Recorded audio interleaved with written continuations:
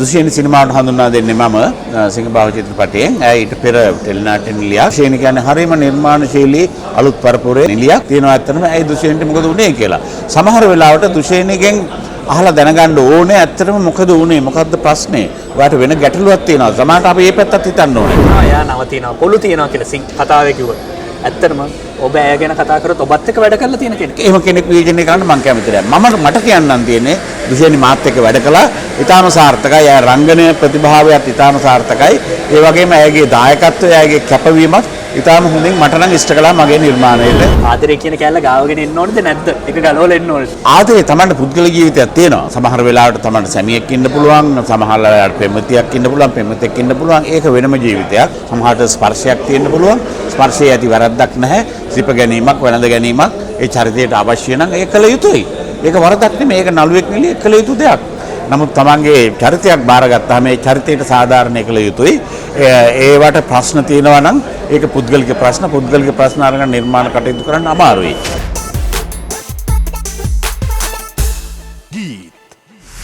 ලංකාව කියලා කියන්නේ මේ ලස්සන නිර්මාණකරුවන්ගෙන් පිරිච්ච තැනක්. ඒ වගේම අලුත් නිර්මාණ වලට ගොඩක් කැමැත්තක් දක්වන ප්‍රේක්ෂකයෝ ඉන්න තැනක්. තවත් නිර්මාණකරුවෙක් එක්ක කතා කරන්නේ අයබෝන්. මේ ආයුෂ අප ලැබේවා කියලා ප්‍රාර්ථනා කරද්දී තවත් නිර්මාණ කීයක් ඉස්සරහට එන්න තියෙනවද ඒ ආයුෂත් එක්ක? අපේදී එක දාමු. සාමාන්‍යයෙන් දැන් මගේ 12 වෙනි නිර්මාණය කපුටු කොහෝ චිත්‍රපටය තව සති කිහිපයකින් වාගේ එළියට එයි. ඉතින් ඉස්සරහට බලමු. ඉතින් අපිට ස්වභාව ධර්මයේ ඉඩ සලසන විදිහට ඉදිරියට තව නිර්මාණ කීයක් එයිද කියලා කියන්න බෑ. හැකි තාක්කල් පුළුවන් තරමක් කරමු. ඇයි මේ ස්වභාව දහමට ඔච්චර අවනත වෙන්න හදන්නේ? ස්වභාව දහමට අවනත නොවි බෑනේ. මම අදහන එකම දහම තමයි ස්වභාව දහම. මේ ලෝකේ දහම් කීපයක් තියෙනවානේ. බුදු දහම, කිතු දහම, හින්දු දහම, ඉස්ලාම් දහම, තව ලෝකේ නැති දහම් ඇති. මම ඔය එක දහමක්වත් නෙවෙයි මම අදහන්නේ ස්වභාව දහම. ස්වභාව දහම තමයි මනුෂ්‍ය වර්ගයාට, සත්ත්ව වර්ගයාට පොදු දහමක් තියෙනවා. ඒ තමයි ස්වභාව දහම. ඒ නිසා ස්වභාව දහම අනුව ජීවත් වෙන්න අපිට වෙන දහමක් අනුව ජීවත් වෙන්න බෑ. හරි. දැන් ඔබ කරන නිර්මාණ බොහොමයක අපි දකිනවා මේ ලස්සන පරිසරයක් තියෙනවා. එහෙම නැත්නම් මේ පොඩි ළමයිව එකතු කරගෙන වැඩ කරනවා. ඇයි ඒවම ටාගට් කරන්නේ? එහෙම නැත්නම් ඒකද මාකට් එක? එහෙම නැත්නම් එතනින් එහාට ලෝකයක් තියෙනවා කියලා දකින්නේ නැද්ද? මාකට් එක නෙවෙයි. ඇත්තටම නෑ. එකම කියන එක කතාවට මම එකම වෙන්නේ නෑ. මගේ චිත්‍රපටි එකකට එකක් වෙනස්. මගේ සරෝජා ඉඳලා අන්තිමට සිංහබාහු දක්වා, කපුටු කොහොව දක්වා ගත්තොත් එහෙම ඔය එකකවත් මේ එකක් නෙමෙයි. මාර එක පොදු සාධකයක් තියෙනවා. සමහර ඒ වගේ මුවක් චිත්‍රපටවල මගේ ළමා චරිත ප්‍රධාන භූමිකාවලට තියෙනවා. ඒ නිසා හුඟ දෙනෙක් කියනවා මේ එකම විදිහේ දේවල් ළමයිම ඉන්නවා කියලා. මම විවිධ මාතෘකා කතා කරනවා. නමුත් සමහර අවස්ථාවලදී බොහෝ අවස්ථාවලදී මගේ ප්‍රධාන භූමිකාවලට ළමයි තෝරගන්නවා. මම ඒකට කැමතියි. මොකද සමහර වෙලාවට වැඩිහිටියන්ගේ ප්‍රශ්නයක් මම ওই එක චිත්‍රපටයකවත් ළමා චිත්‍රපටි කියලා මගේ ප්‍රේක්ෂකයෝ සහ මාධ්‍ය හඳුන්වනවා. මම කියන්නේ ඒව ළමා චිත්‍රපටි කියලා. සරෝජා ගත්තත්, පුංචි සුරංගනාවේ ගත්තත්, සූර්යාරණ ගත්තත්, සිරිපැරකුම් ගත්තත් ඔය කිසිම දෙයක් ළමා චිත්‍රපටි නෙමෙයි. ළමයි ප්‍රධාන භූමිකා කරන වැඩිහිටියන්ගේ ප්‍රශ්න. මේ ජාතිවාදය, ජනමාර්ගික අර්බුදය, අලිමිනිස් ගැටුම, පාරිසරික විනාශය, අධ්‍යාපන ප්‍රශ්න මේවා මේ ළමයින්ගේ ප්‍රශ්න නෙමෙයිනේ. මේ වැඩිහිටියන්ගේ ප්‍රශ්න. හැබැයි මම හිතනවා ඒ වැඩිහිටියන්ගේ ගැටලු, දේශපාලනික ගැටලු, සමාජ ගැටලු ළමයි තුලින් කතා කිරීම වඩා සංවේදී. මොකද ළමයි කියන්නේ ඔය එක කණ්ඩායමකටවත් නැහැනේ. ළමයෙකුට ඇත්තටම ජාතියක්, ආගමක්, සංස්කෘතියක්, භාෂාවක් එහෙම ભેද නැහැනේ. ළමයි ඔක්කොම එකයි. උන් තමයි නියම මිනිස්සු. අපි තමයි මේක එක කූඩු ගාගෙන ඉන්නේ. ඉතින් මගේ ප්‍රශ්න වලට මම අර කිසිම බැඳීමක් නැති ඒ නිර්ව්‍යාජී ළමා චරිත තුලින් වැඩිහිටියන්ගේ ප්‍රශ්න කතා කිරීමට මගේ වැඩි නැඹුරුවක් තියෙනවා. ඕකේ. ඔය හැමදේමත් එක්ක මේ කතා හදන්න පුළුවන්. එහෙම නැත්නම් නිර්මාණ කරන්න පුළුවන්. ඔය ඔක්කොටම පණ දෙන්න චරිත බෑ. ඔව්.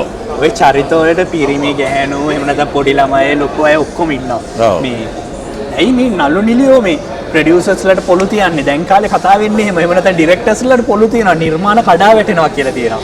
එහෙම වෙනවද ඇත්තටම මේ ආටිස්ට් කෙනෙක් හරි කලා ශිල්පිනියක් හරි කරුවෙක් හරි එහෙම එන්න බෑ කිව්වොත් නිර්මාණයට මොනවාද වෙන්නේ? මෙහෙමයි. ඒක නිර්මාණ කරුවෙක්, නළුවෙක් හෝ නිලියෙක් සමග පූර්ව ගිවිසුමක් වැඩපිළිවෙලක් අනුවන නිර්මාණයක් කරන්නේ. එහෙම නිර්මාණයකට ගිහිල්ලා කුමක් හෝ ප්‍රශ්නයක් නිසා අතරමඟ කඩා වැටුණු අවස්ථා තියෙනවා. දැන් එහෙමනම් සමහර ඒවා ස්වභාවිකවම කඩා වැටුණු වෙලාවල් තියෙනවා. දැන් මගේ සිංහබාහු චිත්‍රපටයේදී යක්ෂන් ඇන්තනි එක්කලාම චිත්‍රපටය නිර්මාණය කරන්න හිටියා මට බැරි වුණා. ඉතින් ඒව ඇත්තටම කාටවත් වළක්වන්න පුළුවන් දේවල් නෙමෙයි. ඒවට ඉතින් අපි විකල්ප හොයාගෙන ඒවගෙන් ඉදිරියට යන්නේ කොහොමද කියලා නිර්මාණය අවසන් කරන්න පුළුවන්. නමුත් කිසියම් කෙනෙක් නිකන් හිතාමතාම කඩාකප්පල්කාරී වැඩක් කරනවා ඒක වැරදි. හැබැයි තව බොහෝ අවස්ථා තියෙනවා. එහෙම වුණාම බලන්න ඕනේ ඒ එසේ වීමට හේතුව මොකක්ද කියලා. සමහර වෙලාවට අපි දන්නේ නැති හේතු තියෙනවා. අපි දන්නේ නැහැ ඒගොල්ලෝ අතර තිබුණ කිවිසුම මොකද්ද? හරියට පොරොන්දු විදියට කළාද? වෙනත් පුද්ගලික ගැටලුවක්ද? එහෙම නැත්නම් ඒ නළුවාට හෝ නිලියට ඒ නිර්මාණයේ රැඳී සිටීමට බැරි වුණු සැබෑ හේතුව මොකද්ද කියලා හොයලා බලලා දැනගෙන තමයි අපි කතා කරන්න ඕනේ. හරි ඔබ වැඩි හිටියෙක් ඒ වගේම ජ්‍යෙෂ්ඨ කලා ශිල්පියෙක් තවත් බොහෝ දෙනෙක් ඉස්සරහට අරන් යන කෙනෙක්. ඔව්. අපි කතා කරොත් මේ දුෂේනි ගැන කතා කරොත් මේ දවස්වල බොහෝ දෙනෙක් කතා වෙනවා මේ දුෂේනි නිර්මාණ බොහෝමයක් එක්ක එකතු වෙලා ඉන්නවා. එයා නවතිනවා පොළු තියනවා කියලා කතාවේ කිව්වා. ඇත්තටම ඔබ ඇය ගැන කතා කරොත් ඔබත් එක්ක වැඩ කරලා තියෙන කෙනෙක්. දුෂේනි සිනමාවට හඳුන්වා දෙන්නේ මම සිංහබාහු චිත්‍රපටයෙන්. ඇය ඊට පෙර ටෙලිනාට්‍ය නිලියක්.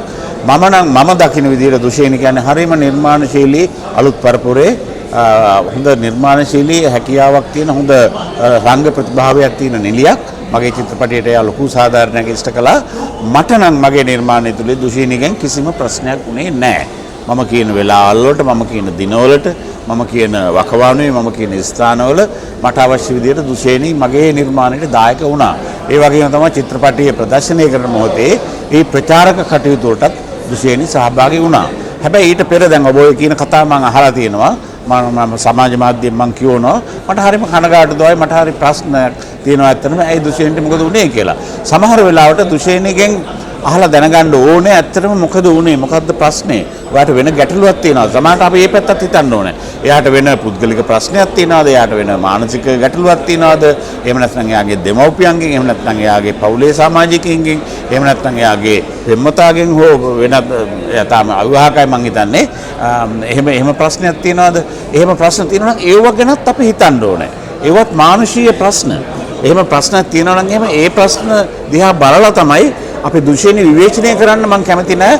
එක ප්‍රශ්නයක් දිහා බලලා එයාගේ ප්‍රශ්න හරියට අවබෝධ කර නොගෙන සහ ඇය ඒ නිර්මාණ නිෂ්පාදකයෝ සහ අධ්‍යක්ෂකවරු සමග තියෙන ගනුදෙනුව මොකක්ද කියන එක ගැන හරියට නොදැන එහෙම කෙනෙක් විවේචනය කරන්න මම කැමති නැහැ. මට කියන්නම් තියෙන්නේ දුෂේනි මාත් එක්ක වැඩ කළා. ඊටාම සාර්ථකයි. ඇය රංගන ප්‍රතිභාවයත් ඊටාම සාර්ථකයි. ඒ වගේම ඇයගේ දායකත්වය ඇයගේ කැපවීමත් ඊටාම හොඳින් මට නම් ඉෂ්ට කළා මගේ නිර්මාණයට. දුෂේනි ඔබ ඩිරෙක්ටර් කෙනෙක්. එහෙම නැත්නම් මේ කවුරු කෙනෙක්ව ඩිරෙක්ට් කරනවා. බලාපොරොත්තු වෙනවා නිර්මාණයක් කරා 100%ක්ම. ඔව්. සාමාන්‍ය මේ කලා ශිල්පිනියක් ආදරය කරන අවස්ථාවක තමන් එක රඟපාන කෙනාගේ අතින් අල්ලන්න වෙනවා, වැළඳ ගැනීම කරන්න වෙනවා, සිප ගැනීම කරන්න වෙනවා. ඒක රියල් එකට කරන්න ඕනෙමද? එහෙම නැත්නම් ඒක නිකන් රඟපෑමක් විතරද? නෑ රංගපානවා කියන්නේ ඒ අවස්ථාවේ ඒ චරිතය තුළ සැබෑවින් ජීවත් වෙ යුතුයි. නළුවෙක් හෝ නිලියක් 100% චරිතයේ ඉන්නේ නැහැ. ඒක රංග නීතිය අපි කවුරුත් දන්න දෙයක්. 100% හිටියොත් එහෙම මිනිමරුවක් කරනවා නම් ඇත්තටම මරන්න ඕනේනේ. අපි මරන්නේ නැහනේ. අපි දැන් පොඩි සටනක් හරි මොකක් හරි කළත් එහෙම ඒක රංගනයක් තමයි. නමුත් ඒක ඒ නරඹන්නාට සාධාරණීකරණය වෙන්න ඒ ස්වභාවික ලෙස නිරූපණය කළ යුතුයි. ඒ හැඟීම් ප්‍රකාශය සමහරට ස්පර්ශයක් තියෙන්න පුළුවන්. ස්පර්ශයේ ඇති වැරද්දක් නැහැ. සිප ගැනීමක් වෙනද ගැනීමක් ඒ චරිතයට අවශ්‍ය නම් ඒක කළ යුතුයි. ඒක වරදක් නෙමෙයි. ඒක නළුවෙක් නෙලිය කළ යුතු දෙයක්. ඒ නිසා මේවට සීමාවල් නැහැ. ඒක නිර්මාණයට අවශ්‍ය විදියට ඒක ප්‍රේක්ෂකයාට පිළිගත හැකි මට්ටමකට නළුවා නිලිය ඉදිරිපත් කළ යුතුයි. සීමාවල් නැහැ. මෙතනින් එහාට අල්ලන්න බෑ. මෙතනින් මේ වැඩි කිප් වෙන්න බෑ. මෙතන ස්පර්ශ වෙන්න බෑ කියලා. එහෙම නීති දාන්න බෑ. එහෙම නීති ඇත්තෙත් නැහැ. ඔබ අලුතෙන් එන කෙනෙකුට මොනවද කියන්නේ? රංගන ශිල්පිනියක් වෙන්න බලාපොරොත්තු වෙනවා නම් ශිල්පියෙක් වෙන්න බලාපොරොත්තු වෙනවා නම් මේ ආදරය කියන කැලල ගාවගෙන එන්න ඕනද නැද්ද? ඒක ගලවලා එන්න ඕනද?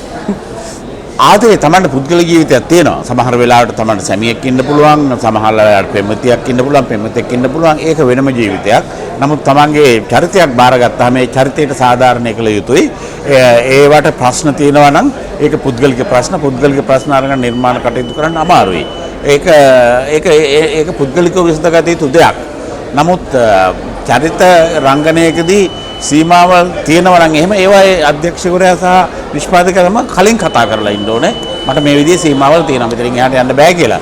නමුත් මම දුෂේනි ගැන කතා කරනවා නම් දුෂේනිගෙන් මම එහෙම දෙයක් දැකලා නැහැ. මම දුෂේනි හඳුන්වන්නේ අලුත් පරම්පරාවේ හොඳ දක්ෂ හොඳ සහයෝගයෙන් වැඩ කරන වෙලාවට වැඩ කරපු සීමාවල් නැතුව වැඩ කරපු හොඳ නිලියක් හැටියට තමයි දුෂ්‍යනිය හඳුන්වන්නේ. ඕකේ එහෙනම් බොහොම ස්තුතියි අද දැසේ කතා කරලා ඔබේ අනාගත නිර්මාණ ලස්සන වේවා. ජය වේවා. ජයම ජය වේවා.